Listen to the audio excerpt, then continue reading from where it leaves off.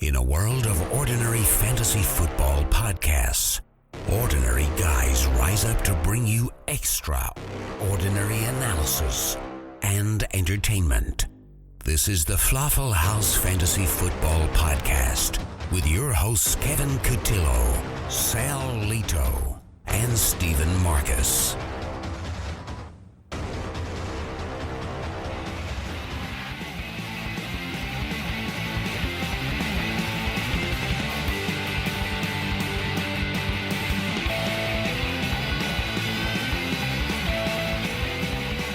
Good morning, good afternoon, and good evening. Today is Tuesday, December 6th, and this is the Falafel House Fantasy Football Podcast. I am your host, Kevin Cotillo. You can follow me on Twitter as @WallyCentral. And before I get to my co-host, I just want to say congratulations to everyone who made the playoffs. And to those people who did not make the playoffs, I'm sorry. I hope you still continue to listen to us, because we'll be giving you plenty of fantasy news, and updates so you can get ready for next year. Because just like Steve Marcus, who is also here tonight. What's up, Steve? Yep. What up?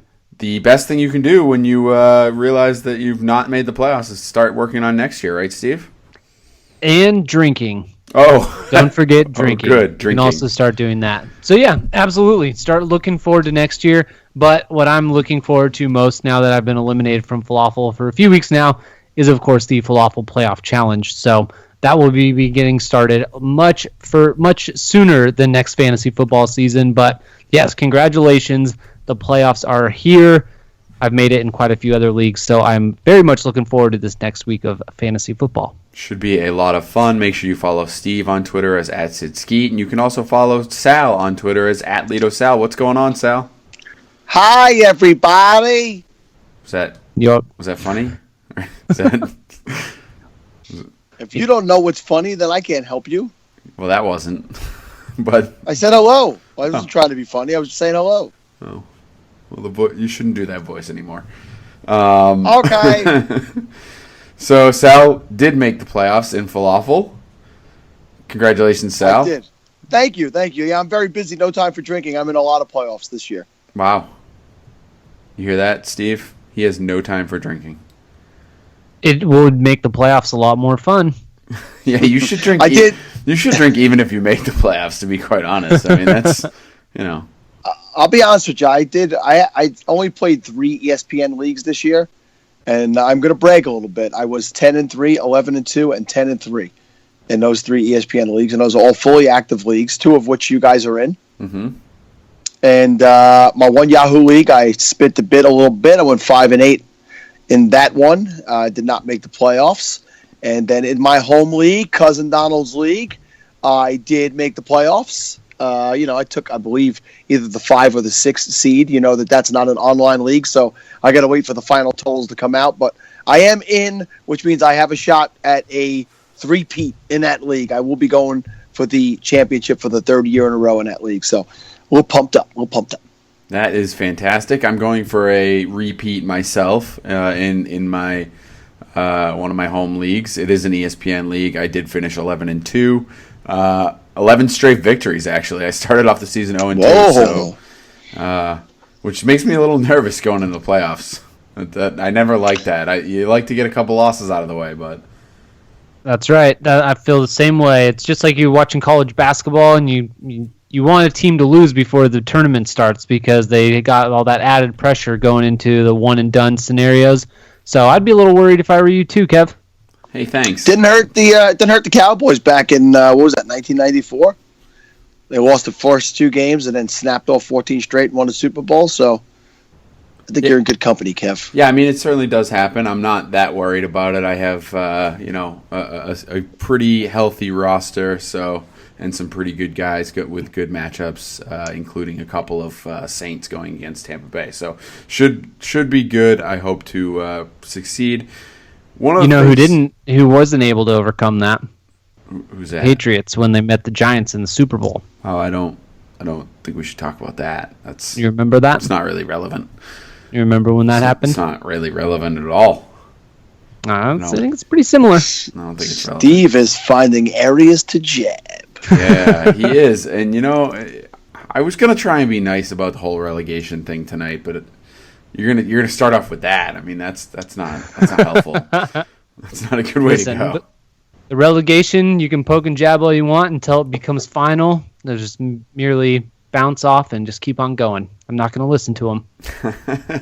All right, on the show tonight, we are going to go over a little bit of the Falafel League items, just because there are several of the members of the league that listen to this podcast, and we like to give some shout outs and kind of help some of the other listeners who aren't members of the league just hear what worked and what didn't work as far as 16-team league. It's obviously a very competitive league. Lots of guys very into fantasy football, so it'll be fun to go through that. We also are going to revisit our draft. For those of you who don't, if you missed it or if you're a new listener, we had a mini falafel draft, back in October. It was actually October 25th, so it was right before week 8 started, and we did a 5-player draft between the 3 of us. So we're going to revisit that, talk about some of the players, how they worked out, who won the draft, which, just a spoiler alert, it was not me. It was not me at all. Loser! So we're going to do that, and that's about it for tonight. But before we do, I just want to remind everyone, you can also follow the show on Twitter as @FalafelHouse, and you should check out falafelhouse.com for lots of daily articles on how to win your fantasy playoff matchups. So get over there and check that out, because there's some great writers doing some good things over there, and we appreciate that. So, you guys ready to talk some falafel? I'm ready. Actually, I probably shouldn't be talking about falafel based on my current record, so I'm ready to hear what you guys have to say about it, that's for sure. Well, Steve, I actually was thinking we could start with you because clearly, something didn't work. And, I think we all boil it down to the fact that you hosted the draft, to be honest with you. Yeah. Yep. I was a little busy during the draft, and like I said, after we had it, I had Kirk Cousins as a 16th round keeper last year, and I ended up drafting Russell Wilson in the 4th round. And the subsequent things that followed, basically I didn't end up with 2 starting running backs, and the decision-making that I've had to put up with choosing between Kirk Cousins and Russell Wilson all season has actually cost me a few games. So, I don't blame it on anything. The players that I drafted didn't produce, and it comes down to that. I made some trades that didn't end up working out for me, and in a league of this size, any wrong move basically can end up hampering you. So I made a few of them, and this is where I sit. Now I'm 2-11, and I'm fighting for my falafel life right now. So the draft becomes all that much more crucial in a league of this size when there's absolutely no depth, and it's really hard for you to make up for pieces that don't end up producing like you need them to. Yeah, in a 16-team league, as you mentioned, there's nothing out on the waiver wire. So when you lose a player or if a player doesn't pan out, you're pretty much done. I will say this, though. Having said that, Sal, you worked the waiver wire in this particular league this season better than anyone I think I've seen in a while. Some of your moves that you made throughout the season, I just look at some of the guys that you picked up that I am jealous of going into the playoffs, like Malcolm Mitchell, who we were talking about off air, Ladarius Green, also a guy that looks to be coming around, Cameron Meredith, Chris Hogan. These are all guys that I'm pretty sure you picked up off the waiver wire. And I drafted Hogan. You did draft Hogan, okay. What about Howard? Jordan Howard, I believe you. So I drafted Jordan Howard, and I dropped him after week 2 because I needed to pick somebody else up. And if you remember in that week, Langford got a little bit banged up, and I was like, I got to grab him back. So I actually drafted him, dropped him, and quickly added him back that same week. So I did almost give up on him too soon, but I was lucky that nobody else left on him. Which should have been me, by the way, so that was a big mistake on my part. Somehow I still made the playoffs, but I should have, being the Langford owner at that time, should have jumped right on Howard as a handcuff, but I did not. But I think that early on, the impression was that Kadeem Carey was going to get more touches, because even with Langford on the field in those first couple of games, they were giving Carey some play. And then even when Howard took over, they almost started going towards Carey a little bit. There was that touch and go time there where we didn't know whose job it was going to be, but Howard, for me, a few weeks back, Kevin did try to make a trade for me because Kevin didn't think his team was primed for a championship run in the 16-team league this year. So he asked me if I was interested. So he asked me if I was interested in some higher-end players for possible better keeper value for himself. And Kev can vouch for this. My term to him was, Jordan Howard is my David Johnson this year. The way David Johnson came on second half of last year and really helped Ryan, Tram, make a run to the championship, where he lost to Steve. I felt Jordan Howard could be that player. And in the last few weeks, he really has been that player. He's not David Johnson. He's not to that caliber, but a guy who I got late, who I held on to, that's paying off. Yeah, you look at the schedule coming up for him too, Jordan Howard, with Detroit and then Green Bay and Washington. These are all teams that right now, they don't scare me. I mean, if you would ask me a couple weeks ago and said he's going to play Detroit, Green Bay, and Washington, I would have said, ooh, those defenses are tough against the run. But the last few weeks, they've sort of cracked, particularly Green Bay, who was the best against the run for so long, and now all of a sudden just looks vulnerable. So good schedules for you all around across the board in the playoffs. Yeah, I'm excited. This has been something that was discussed a lot in the private falafel chat about luck and guys who scored more points than other guys but aren't in the playoffs and how it works out and getting lucky. But we all do know, and I believe, Kevin, you made this point today, that you need a certain amount of luck to win in fantasy football. You could be as skillful as you want and plan things out as best you want, but you cannot go out on the field and force the players to do what you hope they could do. You could only guesstimate and estimate and lock them in based on matchups. So hopefully with a little bit of luck, I'll be in that championship game, and we'll have to see where it goes from there.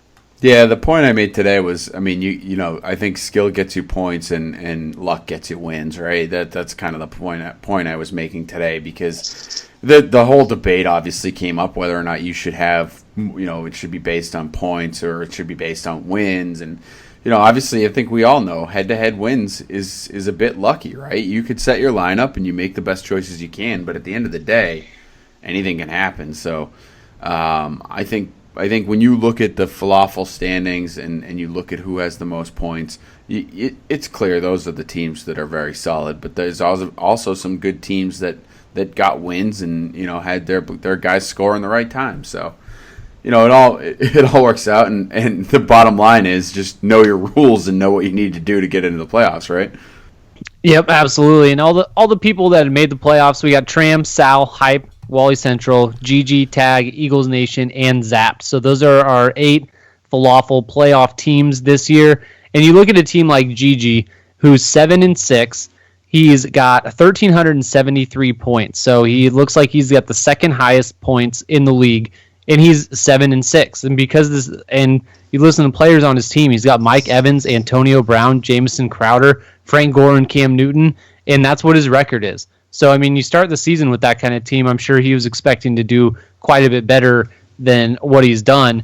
But in a league like this, it doesn't matter. And the week-to-week, head-to-head becomes all that much more important because, like Kev said, it doesn't take much for you to get that win. You only need a couple players to go off. So it is what it is. And, we have Beatapoo and one little Indian down at 5-8, and they both scored over 1,300 points apiece, and they're not even in the playoffs. So just kind of sucks. That's the way it goes sometimes, but I guess, just do better. Just do better, everybody, including myself. I say this from the bottom of the standings. We just prefer you do anything. I'm trying to do something. Doesn't look like it, but I'm trying. So, the interesting point about your team, Steve, is that it's not a bad team. I look at some of the guys that, obviously you get hurt by some, like you talked about, not, making the wrong moves with Cousins and Wilson, which is tough. No one predicted Wilson was going to struggle as much in the beginning of the season, and then to have Cousins and not be able to know which one to play, obviously we've talked about it. That's the decisions you have to live with, but you got Todd Gurley, Dante Moncrief, Deshaun Jackson, Delaney Walker. These are good players in a 16-team league. You should have more wins. Yeah, Alshon Jeffrey started coming on and then got suspended, so I dealt with all the crappiness from him. And then Marvin Jones, I made a trade for him as soon as he was starting his downfall that he's not recovered from. So it's been a whole every aspect of the game I've done something wrong in, it seems, this year, and it has not paid off for me. So you did make some tough trades that looked on the surface to be better for you, and then did not turn out that way. The list, if you know them off the top of your head, running backs that were on your team at some point this year that you traded away a week before, or maybe two, that they actually broke out. I've traded away Ryan Matthews, Devontae Booker, Kenneth Dixon, Rob Kelly. I dropped Wendell Smallwood a week before Ryan Matthews got injured recently, and I think that might be it. And then of course I acquired Jamison Crowder. Oh, I drafted Jamison Crowder, dropped Rashard Matthews before he started his tear, and then acquired Eddie Lacy 2 weeks before he went on IR. And then acquired Todd Gurley, and he hasn't done much either. So, traded Michael Thomas before he started scoring 2 touchdowns a game. This sounds so similar to last year. This is the second year of the Falafel League's existence, the 16-team league, and I went with a little bit of a different approach this year. I made one trade this year, and that was very late in the season. I jumped on Willie Snead's value. He had a 2-touchdown game, and I was able to move him for Travis Kelce. But last year, I made moves early on in the season that, in hindsight, if I had held on to those players, I could have probably made a much better run. I had traded Eric Decker early in the season for James Jones. James Jones, who, by the way, I had picked up before the season started, traded him, and then traded back for him. And I gave up on Decker too early, and we all know how consistent he was last year. And a guy, people probably don't remember this trade at all, but probably about week 3 of the season, I traded Darren McFadden to Brooksy for Charles Johnson last season. What was his name? Joseph Randall was the running back for the Cowboys. Yep. At the beginning of the year last year, and he seemed to have the job well in hand, and McFadden wasn't getting any playing time. And Charles Johnson was, tagged as this breakout player. And I said, well, this might be a good time to grab him because he got off to a slow start. And as we all know, McFadden finished the year last year as like a top 5 running back down the stretch. Even if he didn't finish that overall, down the stretch, he was like a top 5 weekly play. And I gave him up for a guy who was absolutely droppable just a few weeks later. So I went with a completely different tack this year of not making silly trades early, holding on to guys like Derrick Henry, who I was asked about by probably 7 or 8, probably half the teams in this league, because we all knew that at some point, if he got a chance, he'd be valuable. And, as we know, there's a pretty good chance he might get goal line duties here. So I'm interested to see how he's used this week coming up. And I'll know if I have an additional running back or flex for the last 2 weeks of the playoffs. Should I move on? Eagles Nation, don't get crazy out there. I know you pose a threat this week. But like you said, Sal, the trades that I made, they didn't seem like they were trades just for the sake of trading or just because I wanted to trade it. When, like you said, they seemed when they went through that they were somewhat benefiting me. Like I traded Ryan Matthews and Devontae Booker for Eddie Lacy. So, I mean, when you look at that right after that happens, you think, oh, okay. But then literally 2 weeks later, C.J. Anderson gets hurt and Eddie Lacy's on IR. And all of a sudden, it's one of the worst trades that you could have possibly made. So it sucks the way that it played out. Just some tough luck. And you know what? I'm dealing with it the best I can with a lot of alcohol. So it's all right. Man, it's a recurring theme here tonight, Kevin. Yeah, no kidding. So the one thing, I will go back to Sal's moves that he made as far as the pickups and drops, and one thing that I think is important for people who are listening and maybe thinking about playing in a bigger league or in a bigger league that they should take away from that is, as you said, not making trades and holding on to guys and having some faith in your picks. But like the other thing is with those, you seem to take a lot of chances on the waiver wire pickups, right? Because you grabbed a bunch of guys a couple of weeks before they sort of panned out. So I think you were always looking for the next guy, and that's something in this type of league that I wish I had done more of this season, and that I think other people should really pay attention to. Always, your bench is full of guys that suck anyway, to be honest with you, in the 16-team league, right? You always have guys on your bench that you probably don't really want in your lineup. They're there because you don't have any other choice. So keep an eye out for guys that may, show signs of starting to get increased snaps or things like that, because those guys, if they pan out, you're gonna have a new starter, and if they don't, you just drop them the next week and take another chance on another guy. Yeah, I think that's a good point. I definitely did that this year. Not to to toot my horn too much, but I really did try to play the chances on something like that, and that's what got me with Darius Green. I picked him up, and as soon as they said he was going to be practicing this week, as little faith as I had in him in the beginning of the year, I had no tight end depth at all, or tight end period, and I said, this is a guy who, it's very possible he could come back and be an absolute linchpin in that offense.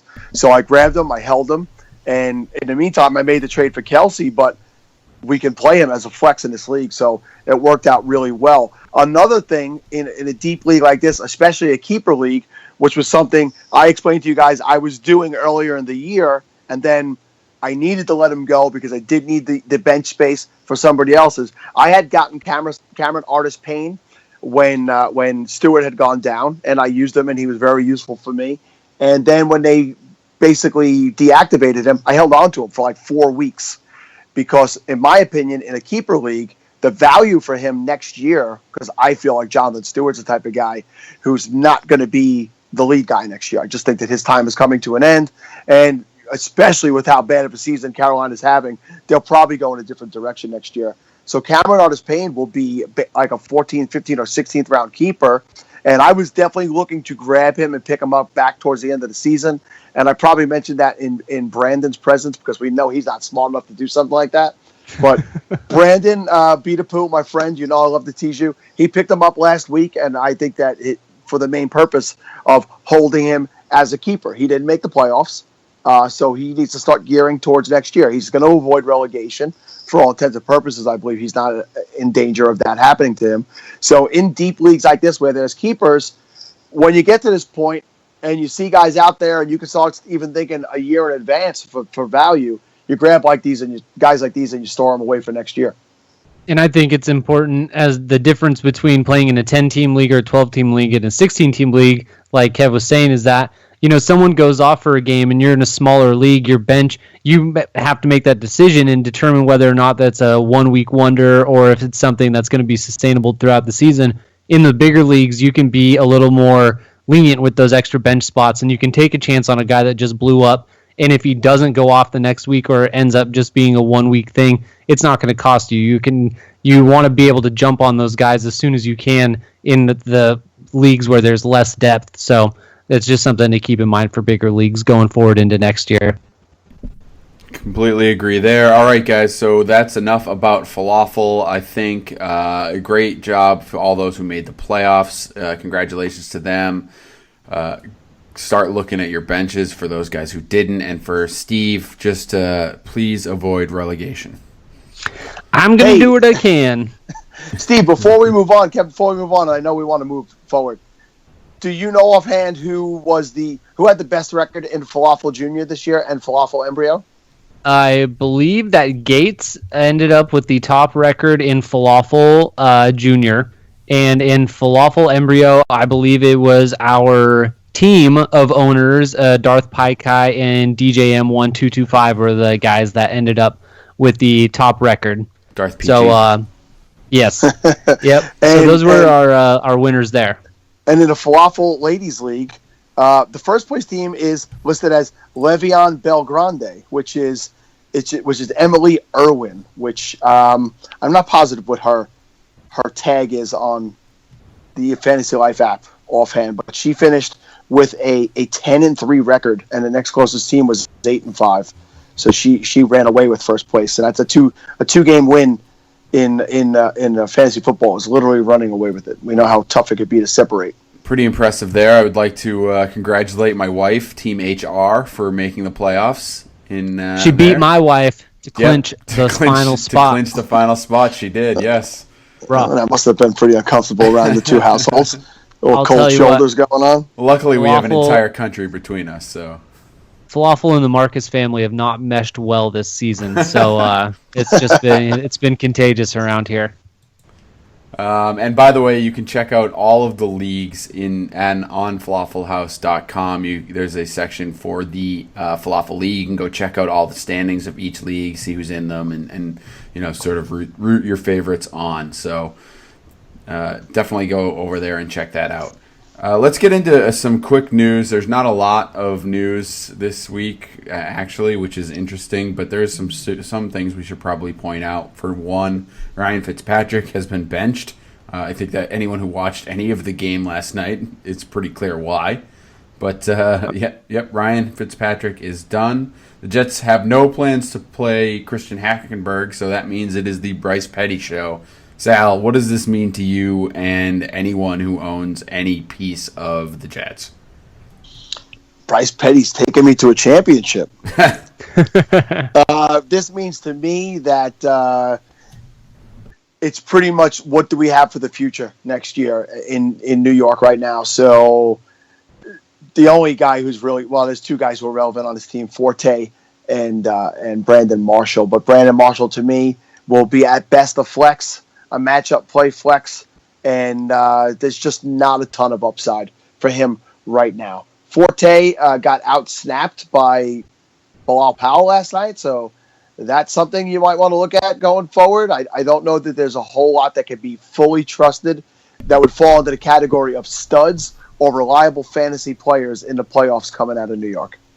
Yeah, I think if you were relying on any of the New York Jets, you're probably not in the playoffs, so you may not have to worry about it too much. But obviously, bad news for the Jets all around because we don't expect much from Bryce Petty or anyone on that offense at this point. Dwayne Washington had a ankle injury again. Coming out of the Detroit win over New Orleans, it doesn't seem like it's going to be serious, but there were thoughts that it was a high ankle sprain at one point. So if you're using him at all, note to self, in a 16-team league, you may have to use Dwayne Washington, and I may have to look elsewhere this week. So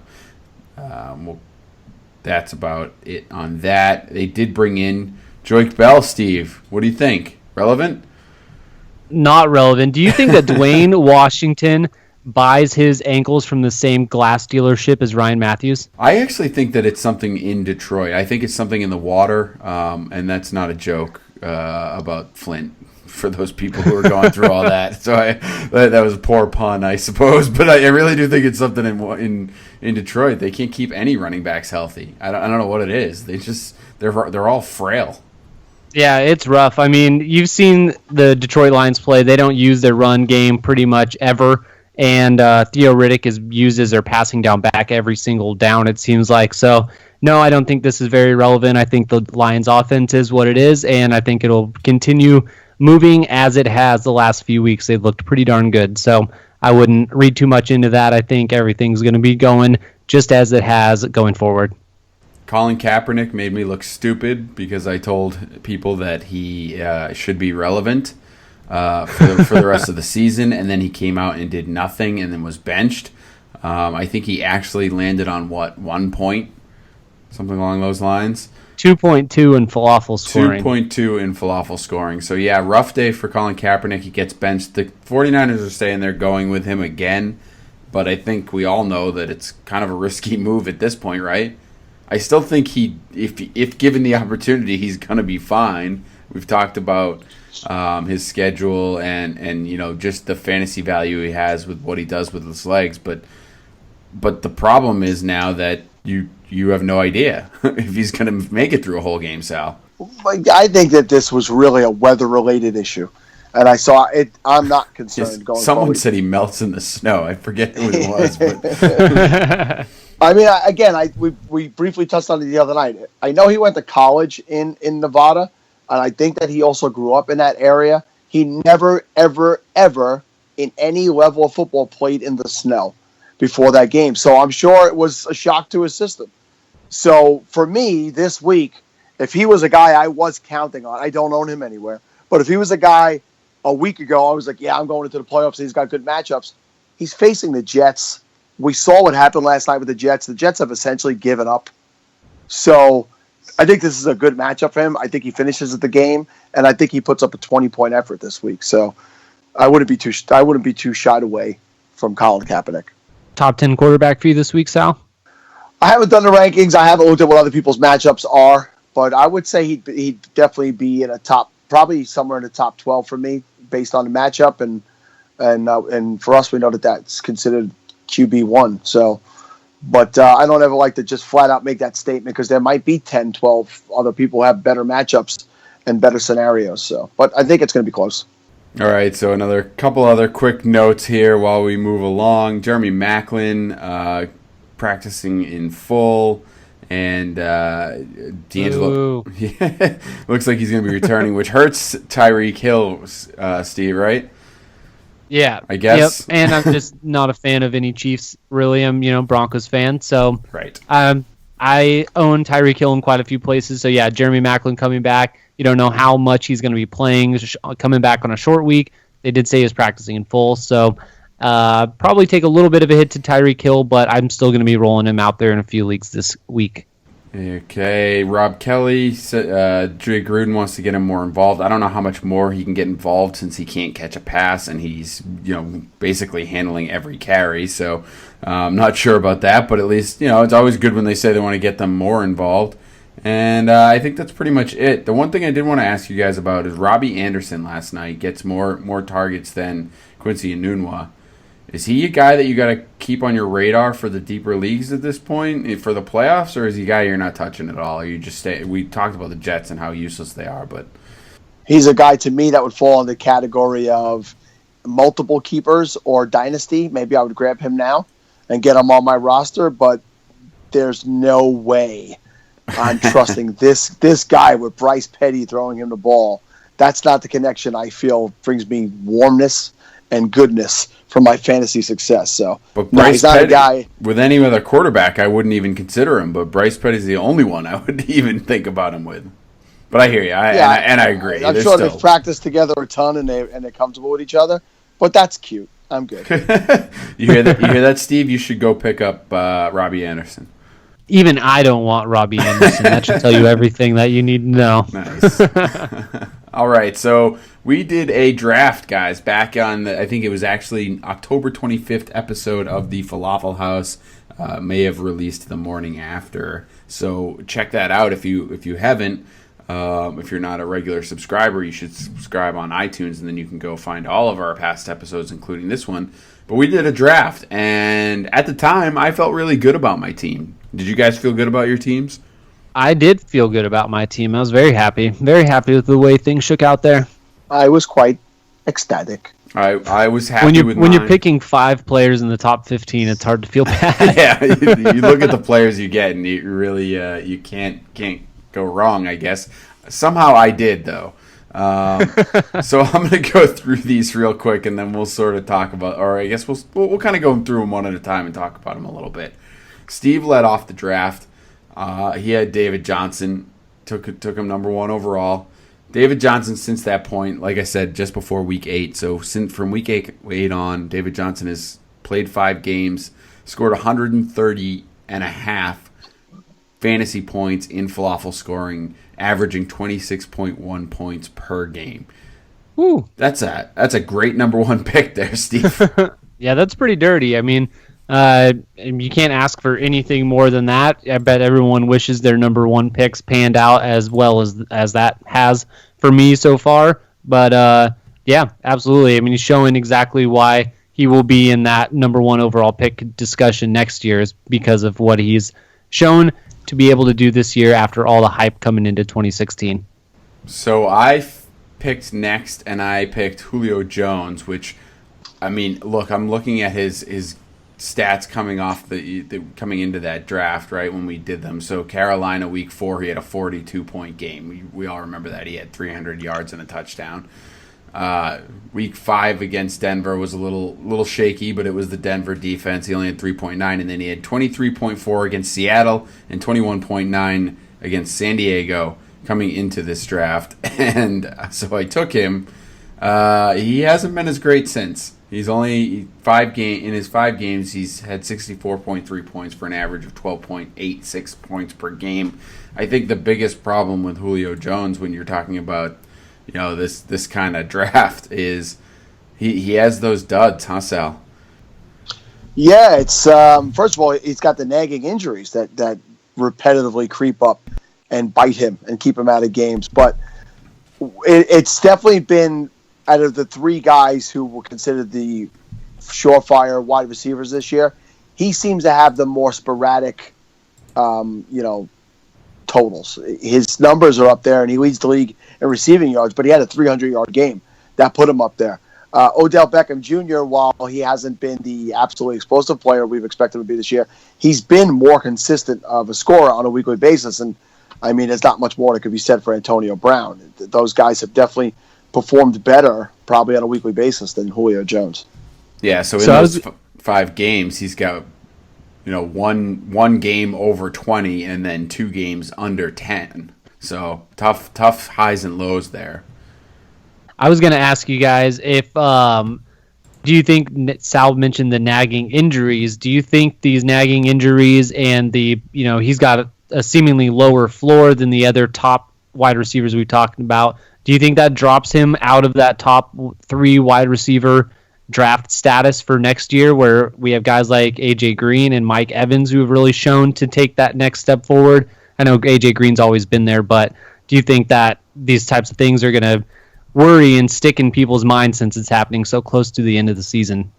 I don't think so, because don't kill my trade value on him, for Christ's sake. No, I mean, look, I don't think so, because I think there's still a solid chance that he ends the season, in week 17 with another 300-yard game against New Orleans, right? So for one, that'll be fresh in people's minds, even though it won't be in the fantasy season. And for another, all you got to do is look at the games that he does produce: 12 catches, 300 yards, and a touchdown. I mean, that alone will make him one of the higher drafts. I get the injuries, I get that, but and we just talked about it, there's highs and lows, but the highs are so good they can carry your team. I think that the key to remember when you draft a guy like this, though, is that you got to work on getting a couple of players on your roster as you fill out your team to get some of those steady guys. We've talked about it before, like a Julian Edelman, a little different this year because he wasn't as consistent throughout the beginning of the season. He's starting to be that guy again. But, or Jamison Crowder, for example, this year. Just a guy that is going to be very steady, who's going to get you, a minimum of 10 points, but may not get you those 30-point games, but he's going to get you to between 10 and 20 every game. So you got to make sure you balance out Julio Jones with those types of guys. All right, so number 3 overall, Sal, you went with Lev Bell. He's had a pretty good season so far, pretty good since you picked him up. 5 games, 111.4 points, 22.28 point per game average. Pretty good pick there. Yeah, I don't think anybody could honestly say they wouldn't have taken him number 1 overall if he was not suspended. Beginning of the year, it might have been close with his teammate Antonio Brown, but he was the one back I think people felt comfortable that could be the number 1 overall pick if he stopped smoking pot. But the guy's really steady. He does it on both sides of the ball. And what I mean by that is carrying the ball and catching the ball. And he's a complete running back. And the guy scores touchdowns. He's put up 29.9, 30.1, 22.2, 19.2. He's consistently around the 20-point and higher mark. And I don't think you could ask more than that from a top pick. Yeah, just looking at the receptions since he came back. 5, 9, 6, 10, 6, 9, 8, 4, and 6. I mean, that's just receptions in the passing game. So if you play in the PPR league, he's starting you out with 2.5 points. You know what I mean? I mean, that's solid right there. So... yeah, it's a lot like Marshall Faulk was back in the day. If you guys played back in the day when Marshall Faulk was still playing, Marshall Faulk was just every game. He would get you 5 to 10 receptions and 100-plus yards rushing and 1 to 2 touchdowns a game, guaranteed.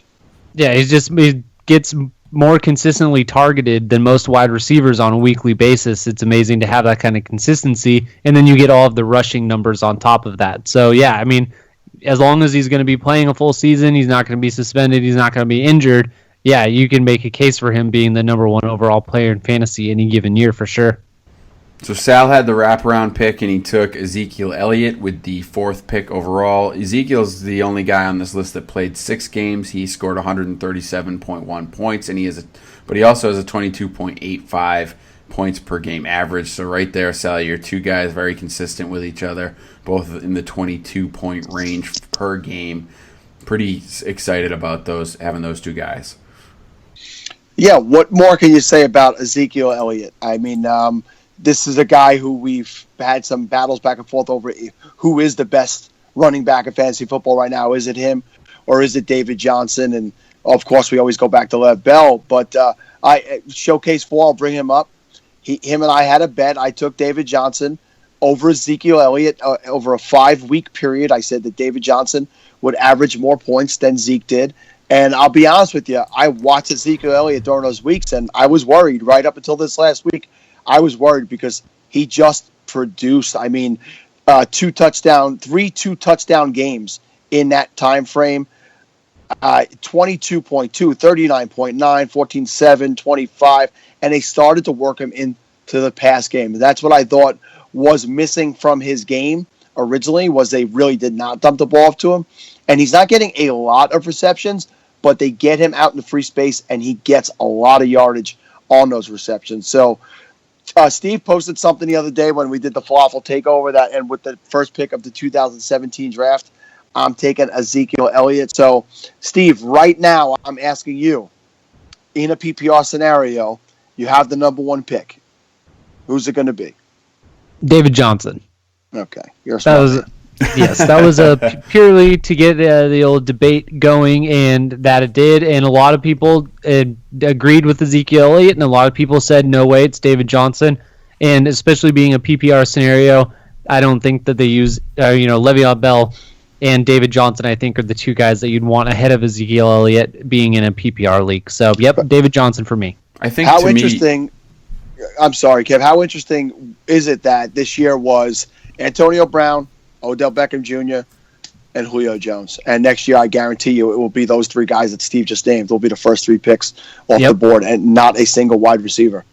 Yeah, I think you're definitely right there. And what I was going to say was, I think for me the only knock on DJ, the only reason I could make a case for Ezekiel Elliott is really the offense, right? Because I don't know what's going to happen. I don't think anyone really knows exactly what's going to happen with Arizona next year, because Carson Palmer has looked better this weekend, but overall has looked bad. Larry Fitzgerald has talked about retirement, and the other receivers there have basically been junk. So it's going to be hard for a guy like David Johnson if he's the only solid piece of an offense. We've seen guys do it before. But you look at what's going on with Todd Gurley right now, and you wonder if they have a poor offensive line, which they do, and no offensive pieces around him, is he going to be able to continue to produce like this? So that's the only case I could make for Ezekiel. I would take David Johnson as well, but if you're playing contrarian, I think that's what I'd go with. All right, so I unfortunately, with the 5th pick, went with AJ Green, and yeah, it hurts a lot because he played 1 game, scored 16.3 points, and then obviously injured himself. So in the following game, technically it's 5 games since then, so 3.26 points per game average. He would have had an additional 65.2 if you kind of extrapolate the 16.3, but obviously I don't know how you do that. So definitely hurts my overall roster for having AJ Green. I stick by the pick.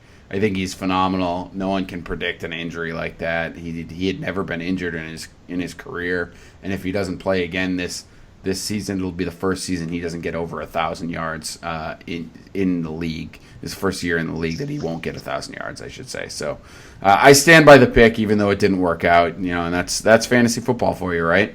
Sometimes your picks just don't work out. So would you say next year, Kev, you would heavily consider taking AJ Green over any of these available wide receivers? I mean, basically only Julio was off the board, so you must consider, or highly consider taking AJ Green as your number 1 wide receiver overall. Would you not? I would consider it. I think I was looking a lot at the current season. Remember, we did this after week 7, so we had a little bit of a history of season game flow, I guess is how I would put it. And AJ Green to me looked very solid. He had a couple of games over the 20 range, but very, had one game in the 30s, one low game of a 4.8, and then a 7 game, but everything else is over double digits. So I don't know. I think that the way his offense was, I thought that Andy Dalton was playing fairly well at the time, so that's why I went with him number 1 overall. I think if we were drafting a startup today, I may lean more towards some of the guys we're about to talk about, but he's definitely in that consideration for me. For top, he's a top 5 wide receiver. I'll put it that way, I guess. For me, I think I might lean more towards Antonio Brown or Mike Evans, who we're about to talk about. So, and speaking of that, Steve, those are your 2 picks back to back. Number 6, you went Antonio Brown. Number 7, you went Mike Evans. Antonio Brown has played 5 games, had 101 points, and for a 20.2 average. Mike Evans has played 6 games. He won 22.9 points for a 20.48 points per game average. So pretty solid picks there with some solid numbers. Yeah, I mean, they've both come on. I believe Mike Evans has 4 touchdowns in that span. Antonio Brown's come on. He has 6 touchdowns in that span. And, I mean, what Antonio Brown is. He's the number 1 overall fantasy pick this year. And Mike Evans is a guy that we've all been pretty high on. And, we just knew going into the season that the touchdowns were way too low, and he has absolutely reversed that, and that's one of the reasons he is one of fantasy football's. I believe he's this number 2 wide receiver right now in fantasy. So, I can definitely make a case for him being a top 5 wide receiver for next season as well. I definitely will be very high on him, and he could end up being a lot of people's first-round pick. So, very happy with the production that I've gotten from these guys. And it doesn't seem to be slowing down. I like the future for both of them very, very much. Do you worry at all that Mike Evans becomes the Allen Robinson or the DeAndre Hopkins of last season and gets overdrafted and does not perform as well next year? Because he did have it down. He had a very bad case of the dropsies and low touchdown totals a year ago. Wait a minute. Are you comparing Jameis Winston to Blake Bortles? Sure. What's the matter with Blake Bortles? Hi, kid. I personally don't have any of those concerns. I think last year was a combination of dealing with the rookie quarterback, them going through the growing pains there, and I think most of that is going to be behind him. I would probably guess that a touchdown regression would be coming a little bit, much like we thought it would happen with a lot of the other wide receivers that had 14 touchdowns in 2015. But I don't think that we're going to be worried about the yards dropping. He is so heavily targeted on that team. He's the obvious number one wide receiver there on an offense that does like to throw the ball quite a bit. So I don't think that he's in quite as much danger as those other guys that you mentioned is falling off a cliff next year. I think he's going to be just fine. I personally agree with you. I just want to ask the question. As of right now, super early rankings, he would be my number 4 wide receiver. Very nice. Very nice indeed. All right, so on the wraparound, I picked Shady McCoy, who subsequently injured his hamstring and missed a game.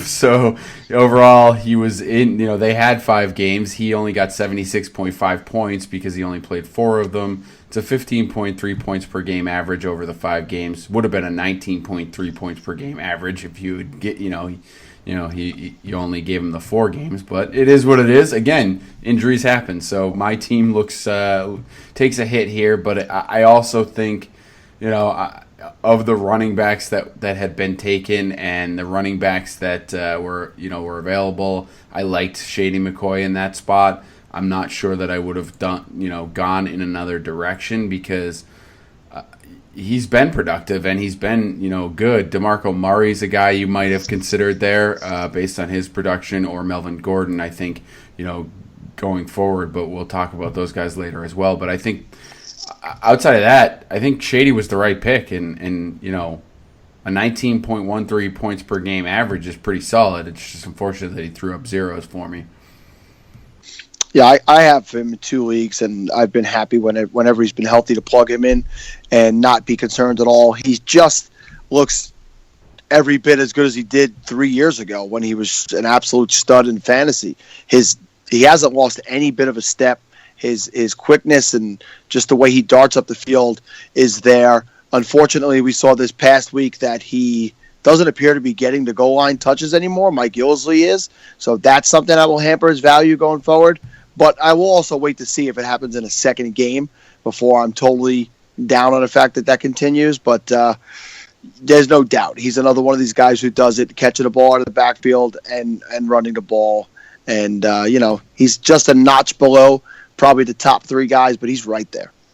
Yeah, and on one of those, which has happened to him a couple times now, he broke a long run, and then they give him a breather, but it happens to be at the goal line. So he's had that a couple of times this year, so hopefully it won't be something, like you said, that'll be consistent, and hopefully this week he'll get back to getting in the end zone. But, all right, so Sal followed up my shady pick with Odell Beckham Jr., He's played 5 games. He's had 86 points for a 17.2 point per game average during that span. A little disappointing considering who he is, but still solid production for your team. Yeah, so I'm a few days removed from when he's had me supremely pissed off on Sunday night because again, I'll go back to the fact that this is a guy who has at least as much talent as anybody in the league, if not more, at his position.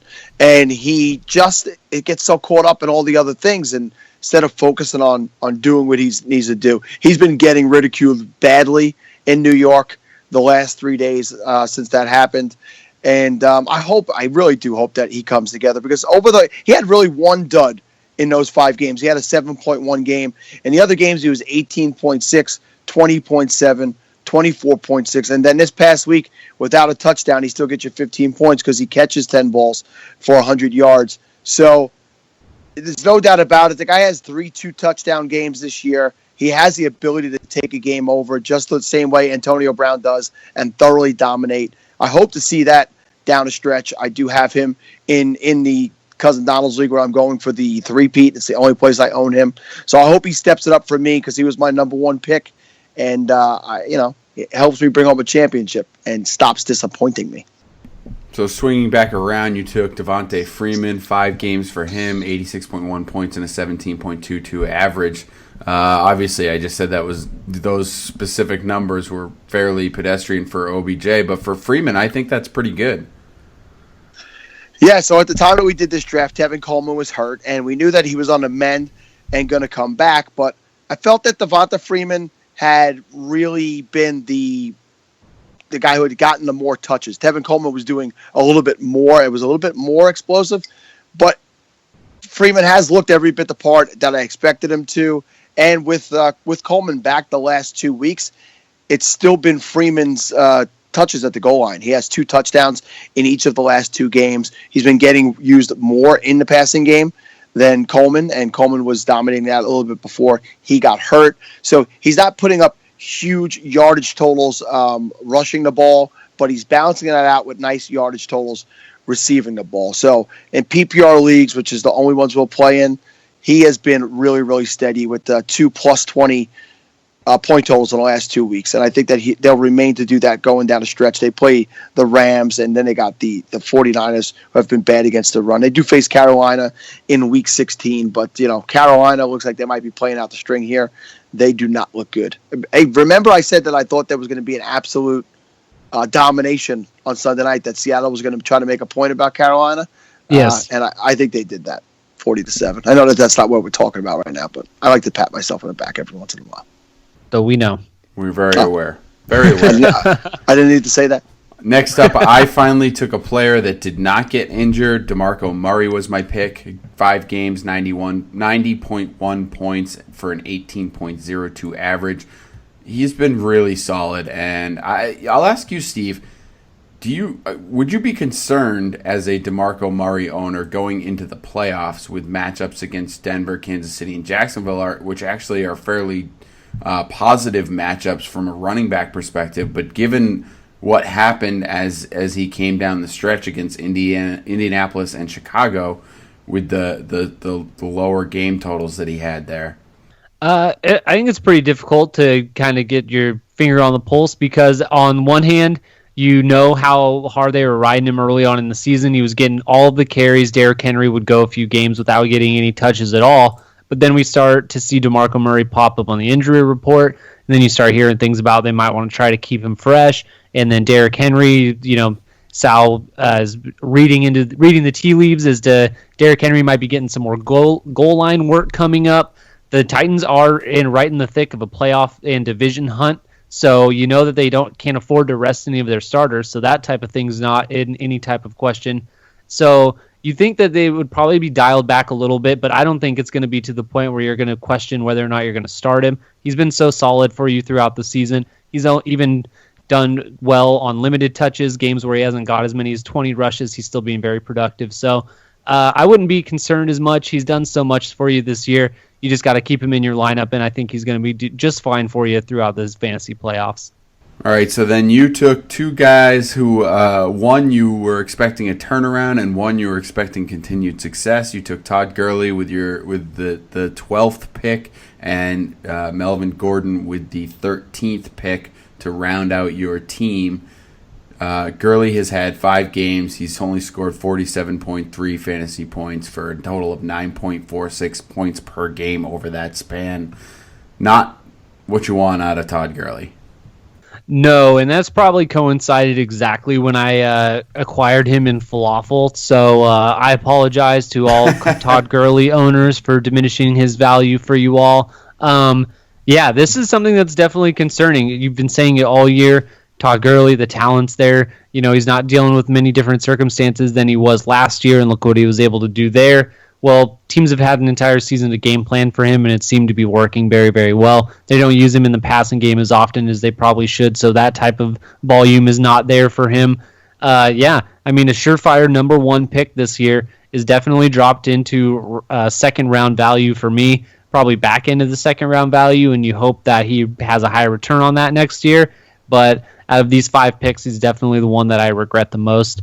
And then Melvin Gordon, I don't need to talk much about him. He's been everything that he was, and continued success for him throughout the fantasy playoffs as well. So very happy with how my draft turned out with these guys here. 5 games, 100 points, 20 points per game over that span for Melvin Gordon. Sal, I want to ask you about him. What do you think you do with him next year? Is he a first-round pick? Is he a second-round pick? Do you trust that this will continue, or do you expect some regression? So right now he's the number 3 running back in FLAFFL scoring this year. So it's pretty much a 0.5 PPR scoring system. He's passed up DeMarco Murray at this point. He's had a LaShawn McCoy. McCoy's had some injuries, and he's had a Bell who missed the 3 games. But that's pretty impressive. I don't think even when I drafted him in FLAFFL, when I grabbed him in the 3rd round, and then in another league where I have him where he's helped carry me to the playoffs, I got him in like the 5th or 6th round in that league. Here's what I'll say to you. I think he's probably a 2nd-round pick next year. Woodhead will likely be back. They still probably they'll get Keenan Allen back, I think. We'll see. And I think that they'll pass a little bit more, but I think Woodhead is the one who pretty much does a little bit of damage to him. So he's done a lot of work in the receiving game lately. So I think he'll still get used, but not to that extent. So to me, he becomes a 2nd-round pick next year. All right, so I disappointed my team by taking T.Y. Hilton next at pick 14, 5 games, 57.9 points, 11.58 points per game over that span, so not really much help there, although he does look like he's turning it around a little bit here.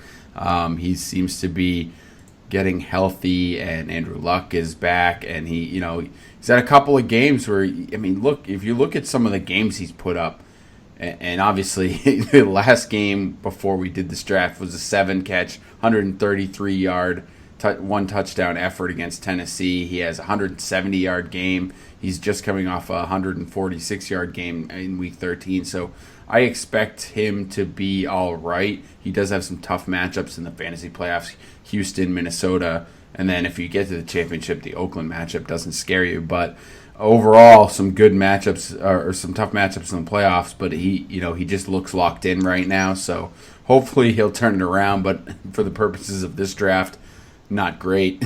Sal, you finished off the draft with another guy who's been disappointing. Michael Crabtree has played 5 games since that time, 52.4 points for an average of 10.48 points per game. Yeah, he came right out that first week. He had 8 for 108, and I was feeling good. I was like, all right, I made a good pick. Crabtree wasn't a guy a lot of people would have thought about, but he was a top 4 to 5 wide receiver at that time on the season. He followed that up with back-to-back his 2 worst games of the season, 2 receptions for 27 yards and 3 for 5 yards. And I thought, all right, he hit the wall. He's done. Last 2 weeks, he's turned it back up, 8 for 110, 7 for 74, and a touchdown. But in hindsight, if I could go back and change the pick, it would probably not be Michael Crabtree. Do you think you... a few weeks ago, Sal, you mentioned on this podcast and you told us you made a trade.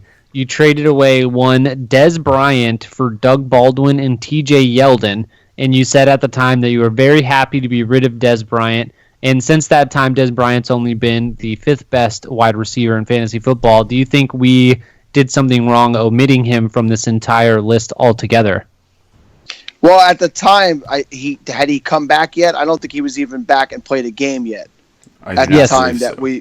So I don't think we made a mistake at that time in omitting him, because who knew how he was going to come back? Who knew how he was going to get worked in with how much work Ezekiel Elliott was getting and how little of a connection there was with him and Dak Prescott previously. Now, since he's come back, he's put up some really good numbers. He's been an absolute angel on the sidelines and been a really team player.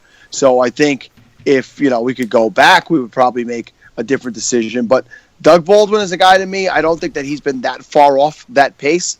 He had maybe one bad game in that time, Doug Baldwin. I don't have him open in front of me, Steve. I don't know if you do. But he's actually right behind Dez Bryant. Good. Yeah, so I was okay with that trade, not from the Yeldon standpoint, but Doug Baldwin in a PPR scenario gets a ton of targets, a ton of looks, and I think over the next few weeks they'll be pretty even. All right, so Sal, that begs the question, though. Who would you have picked with that last pick instead of Crabtree?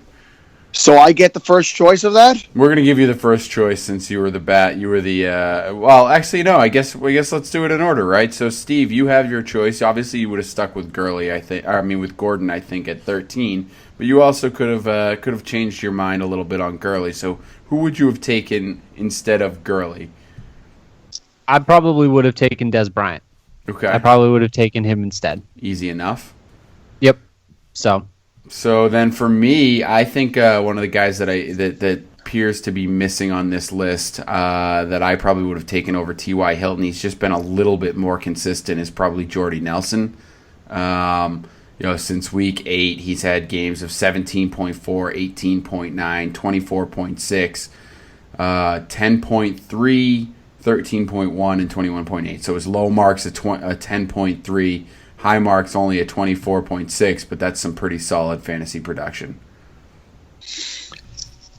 Well, Jordy Nelson was the guy that I would have chosen. That's why I asked if I was going first, because I did feel like it should have went in order, right? Right. So then the next guy I had up behind him would be Jordan Howard, believe it or not. At the time that we drafted this, Jordan Howard was coming off a 7-carry, 22-yard game, only a 2.2 output. There was talk about Langford coming back and getting run, and Kadeem Carey also getting some run.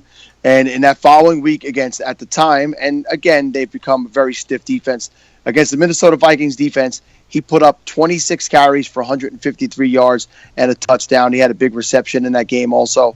And I've said multiple times to people, this guy makes big plays. He is a big play maker. He gets out in the open field on receptions and breaks off 20, 30, 40 yards.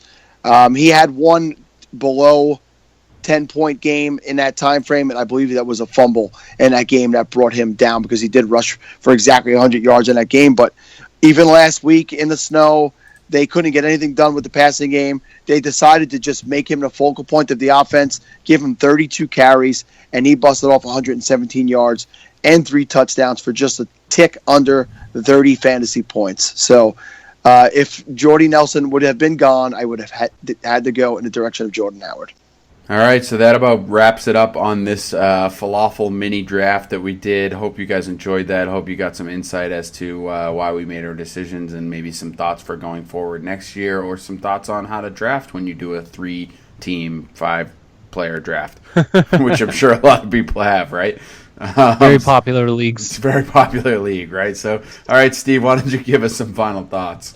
All right, everybody, thank you for sticking around this episode of the Falafel House Fantasy Football Podcast. You can follow us on Twitter at Falafel House, like our page on Facebook, look for us on Instagram, and as always, go to falafelhouse.com for daily fantasy goodness there. And do not forget that the Falafel Playoff Challenge is a-coming. Sal.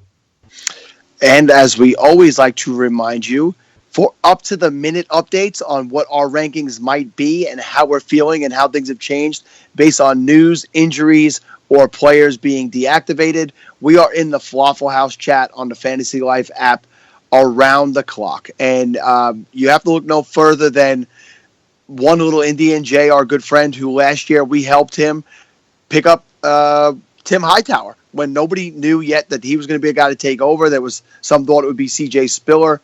You get breaking news, you get people who walk you through things and to let you know who the players you need to grab to win those fantasy championships are. Come on in and ask us questions. Kevin. You can also vent too there. We have a lot of venting today. I feel like there's a lot of venting going on today for people who may have missed the playoffs. So head in there and do that as well. I just want to thank everyone for listening as well, and remind everyone that we like reviews. If you could head over to iTunes and give us a review, positive or otherwise, that would be great. Preferably positive. So, and we will be back on Thursday for us, which will be Friday for you, to preview all of the upcoming games for Week 14 and get you ready for your playoff matchups, or get you ready for your anti-relegation matchups. Steve. Woo! That's me. Until that time, Steve, hit the button.